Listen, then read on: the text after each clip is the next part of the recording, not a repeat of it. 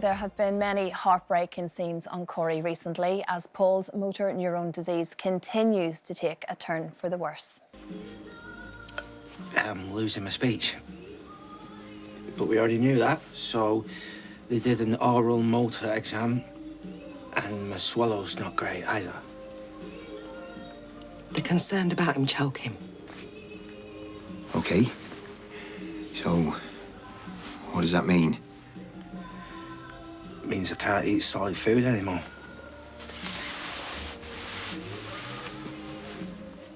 Daniel Brocklebank, who of course plays Paul's husband Billy, joins us now. Really tough scenes to watch, but I'm guessing incredibly heartbreaking and difficult to try and portray and to do the storyline justice as well. And it's one that's very personal to you, Daniel. It is. It is. My grandfather had motor neurone disease, so my family have essentially lived through what Billy is now going through. Pete is doing an incredible job of representing somebody that's living with motor neurone disease. He's absolutely nailing it. So and you've worked with the motor neurone disease for like 20 years. Yeah. And this story came about not because of that. It just sort of happened to be. Yeah, yeah. So it was extraordinary, the connection that you had with it anyway. Yeah, the producers had no idea when they came to me and said, this is what we're going to be doing. No idea. So it is something that's very, very personal.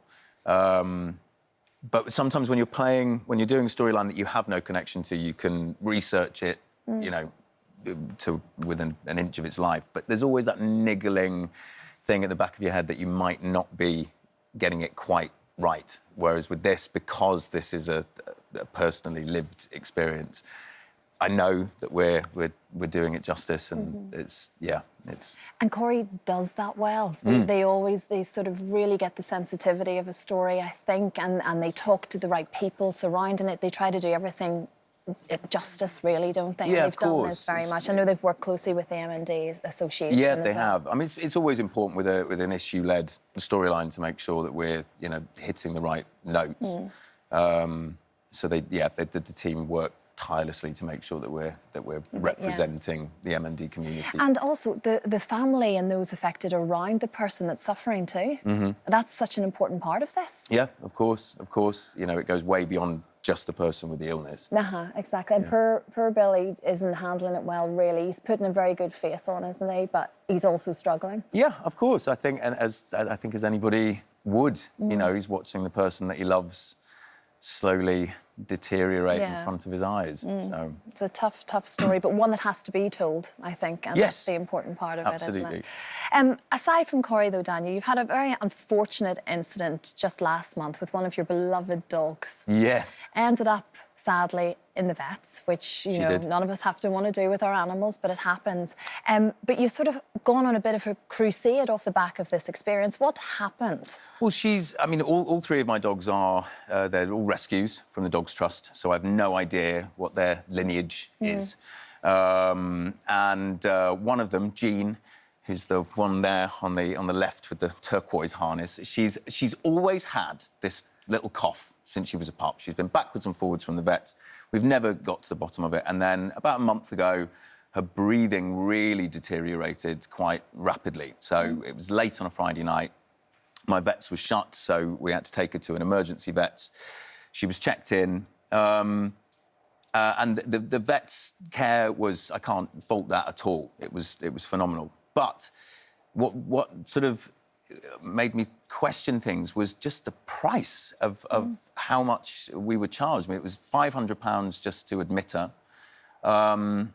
She was in care overnight, and we were called the next morning at about 10:30 to say that the bill was now another £1,500 on top of the £500 that we'd already paid. She'd had an oxygen tent. She'd been in an oxygen tent overnight, some antibiotics, paracetamol, some scans on her lungs.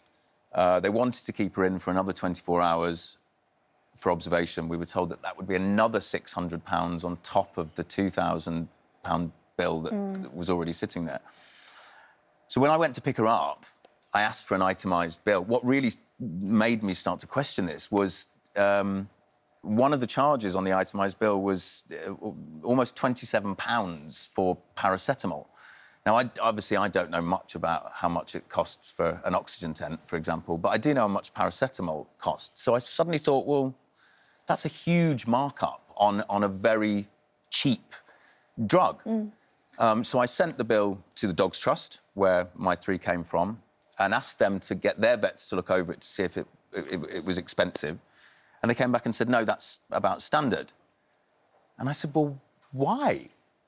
Where's the justification in charging that much for paracetamol? And if there is that much of a markup on the paracetamol, is there that much of a markup on everything? Now, this is not an attack on vets or veterinary nurses at all. The care she had was incredible. But through research, I've discovered that over the last few decades, I mean, the veterinary industry used to be a cottage industry. It was run and owned by vets. But over the last few decades, around 60% of vets in the UK have been bought out by huge corporations, which basically means they have the monopoly on the market. And, you know, I'm in an incredibly fortunate position that I could afford to pay for that care. But if I couldn't, what would have happened to that little and dog? sadly, a lot of people find themselves in that Especially position. at the You mentioned moment. the Dogs Trust. It's trusts like that, sadly, have to take animals in. Well, because around families can't. 13% of admissions to the Dogs Trust are because people cannot afford the veterinary care. Well, it's like you say, it's certainly not an attack on the veterinary staff, because No, like they're our first point of call, aren't they? Yeah. When you go into And they do an panic about your amazing animal. job. We did get in touch with the British Veterinary Association president, Dr. Anna Judson, who has said vets provide highly specialised, tailored medical care for the UK's animals. And whilst we understand prices can seem costly, like all businesses, vet practices need to charge appropriately to ensure they can remain financially viable, open and ready to treat animals coming through their doors with a whole range of medical issues. But basically, you think there should be some sort of cap, there should be some system that allows us regulated to have our... Yeah, I mean, I get it. Look, vets are... It's an industry. They've got to make a profit. I do understand that, of course.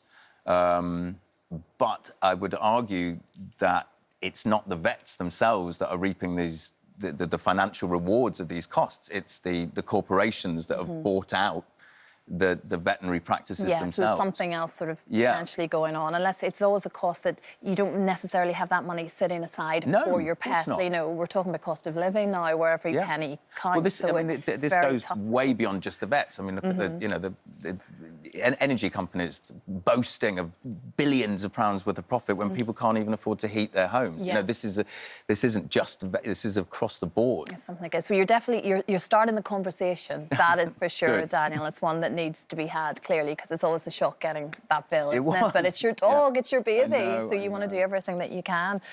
Thank you so much, Daniel. And yes, we'll be watching Corrie, of course. And yeah, as heartbreaking as it is, we need to say it, don't we? We need to talk about it. Thank you so much. Thanks for having me on. So good to see you this morning. Thank you.